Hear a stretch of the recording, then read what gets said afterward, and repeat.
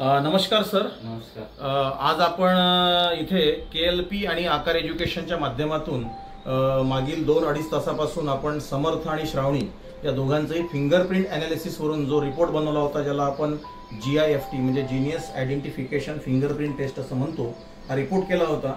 तर या रिपोर्टच्या अनुषंगाने आज आपलं जे इथे मेंटोरिंग झालेलं आहे, तर मला असं वाटतं की या संपूर्ण मेंटोरिंगबद्दल ॲज अ पॅरेंट म्हणून तुमचा दोघांचाही काय अभिप्राय आहे ते थोडक्यात तुम्हाला सांगायचं आहे. पण त्या अगोदर तुमचा परिचय द्या. प्रथम भाऊजींना धन्यवाद. त्यांनी ज्या दिवशी आम्ही शेगावला काही कारणास्तव अचानक गेलो होतो, तर ते एका हॉस्पिटलमध्ये होतो आम्ही. तर त्यांनी तुमचा परिचय तेव्हा दिला होता की असं असं आहे, आपल्याला असं करायचं आहे. आणि त्याच दिवशी आमची भेट झाली ट्रेनमध्ये. आणि ट्रेनमध्ये भेट झाल्यानंतर मी त्याच दिवशी ठरवलं की आपल्याला एक दिवस हे अंगठ्याचे ठसे किंवा बोटांच्या ठश्यावरून आपल्याला रिपोर्ट काढायचा आहे. आणि त्या दिवशी ठरवल्यानंतर आज 6 महिन्यानंतर तो योग आला. तुम्ही खूप बिझी असल्या कारणाने तुम्हाला वेळ भेटला नाही, पण आज भेटल्यानंतर तो रिपोर्टिंग काढला. तर हा भविष्यामध्ये जेव्हा रिपोर्ट आपण वाचले किंवा तुम्ही त्या रिपोर्टचं स्पष्टीकरण दिलं, तर खरंच त्या रिपोर्टचा फायदा आहे असं जाणवलं. कारण की मुलं कोणत्या दिशेला जायला पाहिजेत. समज मला जायचं आहे कल्याणला, आणि मला जर कोणी रस्ता दाखवला की हा कल्याणला रस्ता जात नाही, हा कसाऱ्याला, तर मला इथून कसाऱ्याला जाऊन पुन्हा कल्याणला यावं लागेल. पण मला जर प्रॉपर कुणी तर रस्ता सांगितला की तुम्हाला हाच रस्ता कल्याणला जातो, तर मी त्या वेळेमध्येच कल्याणला पोहोचेल. तसा या रिपोर्टचा अर्थ आहे की सरांनी की मुलं तुमचे कोणत्या दिशेला गेलेले पाहिजेत, प्रॉपर दिशा सरांनी सांगितली आहे. आणि अप्रतिम जो तुम्ही अभिप्राय दिलेला आहे, अप्रतिम आहे. त्याच्यात कुठलीही मला तरी शंका नाहीये. त्याच्यामुळे सरांना पण आणि सर्व गोष्टी यांच्या ज्या मॅच व्हायला पाहिजे होत्या रिपोर्ट प्रमाणे साधारणतः, तर काय वाटतं तुम्हाला त्याबद्दल?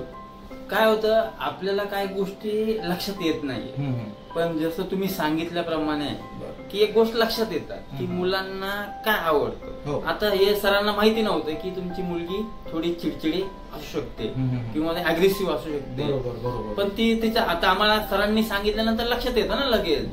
ती तिला थोडं काय बोललं ना की लगेच ती काय बोलेल, हा ठीक आहे, ओके, लगेच बाजूला जाईल. म्हणजे तिचा स्वभाव आपल्याला समजला की आपण तिला कसं हँडल करायला पाहिजे किंवा तिला आपण काय केलं पाहिजे, तेव्हा ती सुधरेल किंवा तिच्यामध्ये बदल होईल.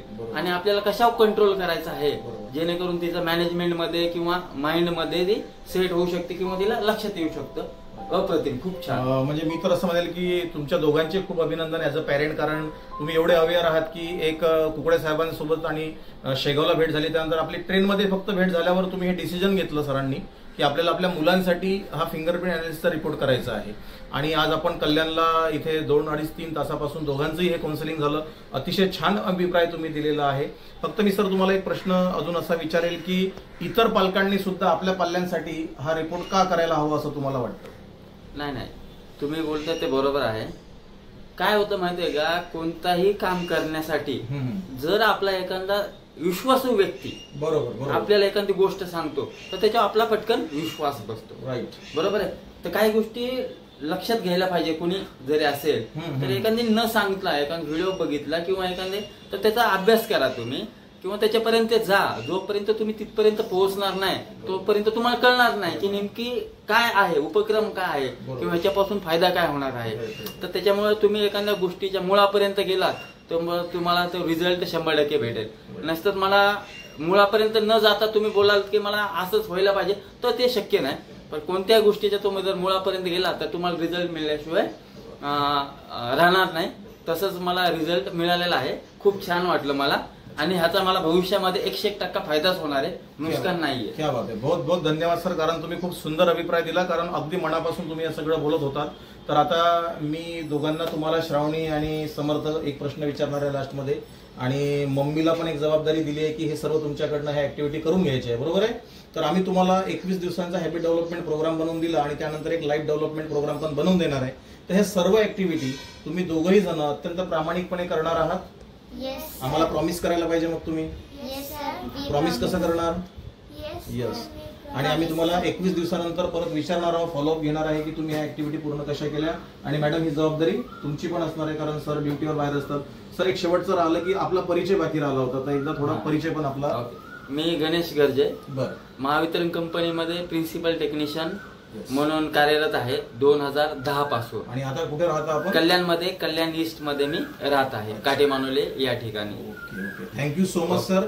आणि तुम्हा सर्वांना, तुम्हाला पण बेस्ट ऑफ एफर्ट्स दोघांना पण. Thank you so much and happy.